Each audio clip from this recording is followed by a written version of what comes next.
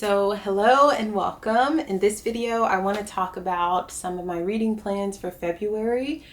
I want to preface by saying I am a mood reader. I wouldn't say I do TBRs. And the books I'm mentioning in this, I might read all of them. I might read some of them.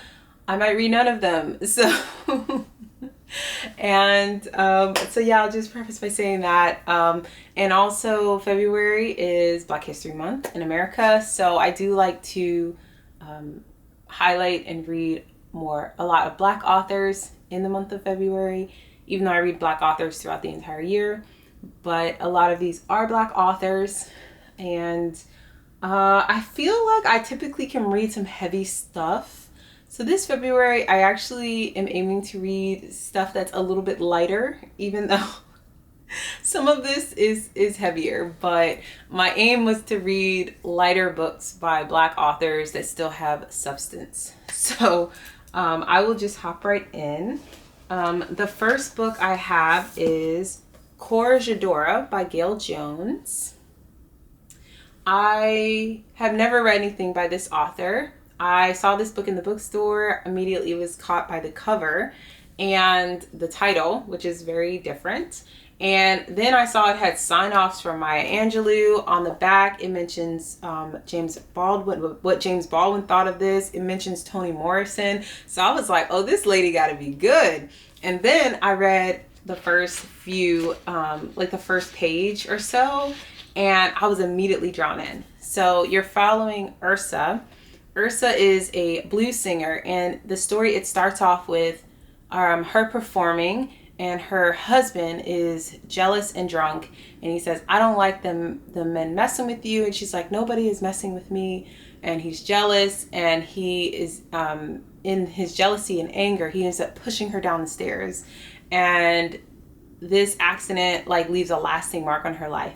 And so don't want to give too much away, but the back says that in the wake of a tragic loss, Ursa confronts her maternal history and the legacy of Corregidora, the Portuguese slave master who fathered both her mother and grandmother.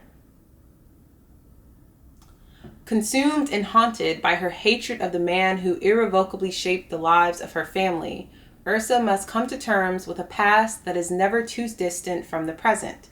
Situated at the intersection of womanhood, sexuality, and the psychological residue of slavery, this literary classic is reborn for 21st century readers. So this seems like it's going to be good, and it seems like it's going to pack a big punch in a small package because it's not a very long book.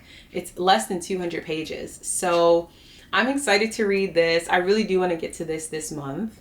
So that is one of my possibilities. Then I have a book I'm reading for a book club, and that is Their Eyes Were Watching God by Zora Neale Hurston. I'm sure you probably heard of this. And in this, we are following Janie, and we're seeing her growth and development through her 3 marriages. I feel like I read this in school, but it's been a very, very long time. I have seen the movie. I remember really enjoying the movie with Halle Berry and Michael Ealy, and so I am looking forward to reading this. I feel like I've read it, but if I've read it, it's been a very long time, so it's like reading it for the first time. So I guess you could say this is kind of like a romance, maybe. I'm trying to I was like, oh, it's like February, like Valentine's Day, like Black author, but a little bit of romance. So this is going to be that, and it's a book club pick. So I'm excited to read this. I probably will definitely be reading this because it's for book club. And so that's a little extra motivation. Then I have Terry McMillan's Disappearing Acts. I love Terry McMillan. She is also kind of like a palate cleanser author for me, even though because her books they have Black characters, but they're not too heavy. They usually talk about relationships, and this is no different. And in this one, we have a man who is the father of two, and he's kind of just like not even dating. He's like, they mess up his program, so he's leaving women alone. And then you have our female main character who is really focused on her music career, and she's like taking a break from dating and relationships and heartbreak, but they somehow come together and have a connection and fall in love. But I'm sure there's going to be problems. It says, Disappearing Acts is about the mystery of desire and about the burdens of the past, one's own and those of others. It's about respect, what it can and can't survive. It's about unsaid words that don't go away. And it's about the safe and secret places that only love can find. So this is Disappearing Acts. It's also a movie. That motivated me to buy this book. And I want to watch the movie after I read the book. Okay, next I have a few non-Black authors that I'm going to put on my list of possibilities. This one I probably will definitely read, and that is the next book in I think it's the Saxon Tales by Bernard Cornwell, and that is The Pale Horseman. In my wrap up for January, I mentioned how I read The Last Kingdom, which is the first book in this series. Absolutely devoured it. It's a war story. You're following the war between the Danes and the British, and the Danes trying to conquer British land. And you're following Uhtred's story, who is a British person, but he has a connection to the Danes. And so you're seeing what side he's going to choose and what path he's going to take. And that story is going to continue in this book. So I am very much looking forward to reading this. It'll probably be a book I pick up. This might be the first book I pick up in February. Just because I really just want to know what happens next. Like, the gutsiness of Uhtred. I'm here for it. I'm here for it. So this is a non-Black author, but this is a book I do want to read in February. And then I also have, with February, like I said, Valentine's Day, month of love. I have Heart the Lover by Lily King. Lily King is an auto-buy author for me. This is her newest book, and I don't know too much about it. I don't want to, but from my skimming, when I bought this book, I believe we're following like a love triangle or a triangle of sorts. There's this kid in college. They meet. They're charged. They are in the center of a charged and intricate triangle. And as graduation comes and goes, choices made will alter their three lives forever. And then it says decades later, I think when they're older, like something from the past is going to come up again. And I'm here for it. I just love the way Lily King writes her female characters. I've read The Pleasing Hour. I've also read Writers and Lovers, which I feel like is her most popular book.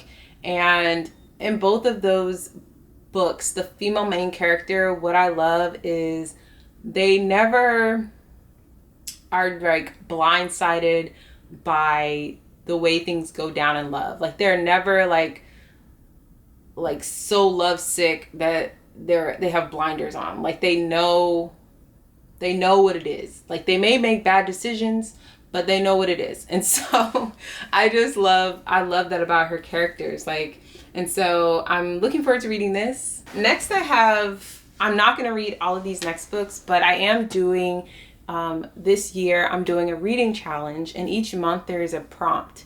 And so for January, for example, it was to read a book published in the year you were born, or published in the decade you were born. And I was a 90s girl. And if you watch my wrap up, I read The Notebook, which was published in the 90s. And so for February, the prompt is to read a book with a color in the title. And so I have a few. And because it's Black History Month, I'm, like I said, reading predominantly Black authors. And so depending on my mood, we will see. But I want to get your opinion which of these you think I should read. So the first is kind of a 2-in-1. One of these is a reread. If I'm wanting something lighter, this is what I will go towards, and that is Devil in a Blue Dress by Walter Mosley.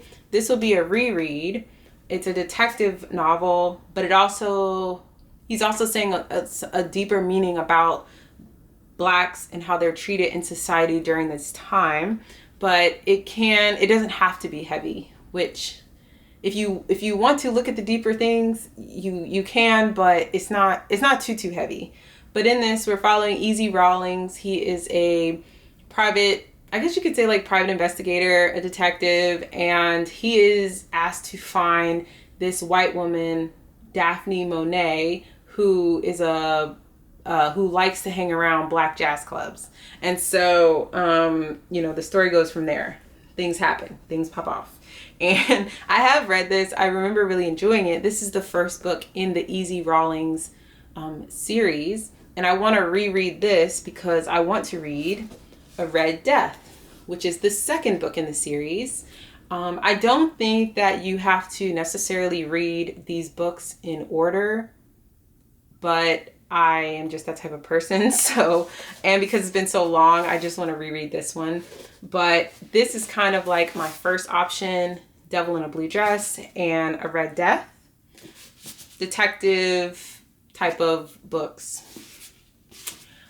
The next option for the prompt that I have is The Color Purple by Alice Walker.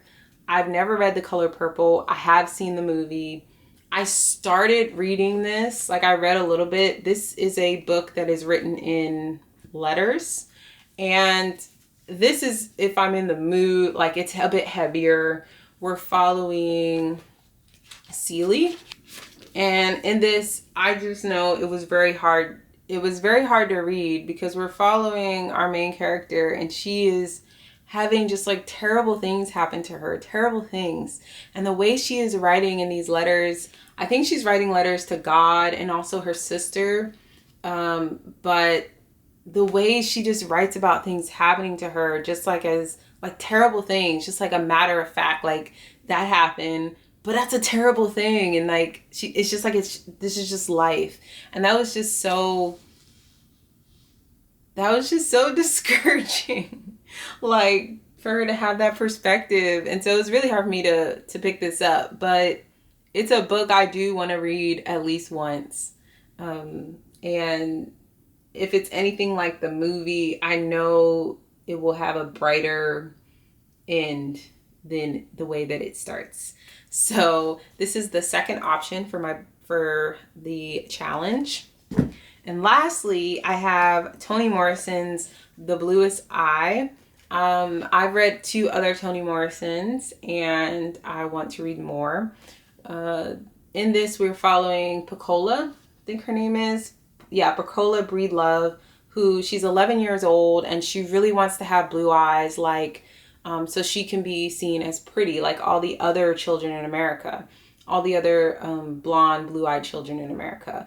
And so it says that in the autumn of 1941, the year the marigolds in the Breedlove's garden do not bloom. That's Pecola Breedlove, her family. Pecola's life does change in painful, devastating ways.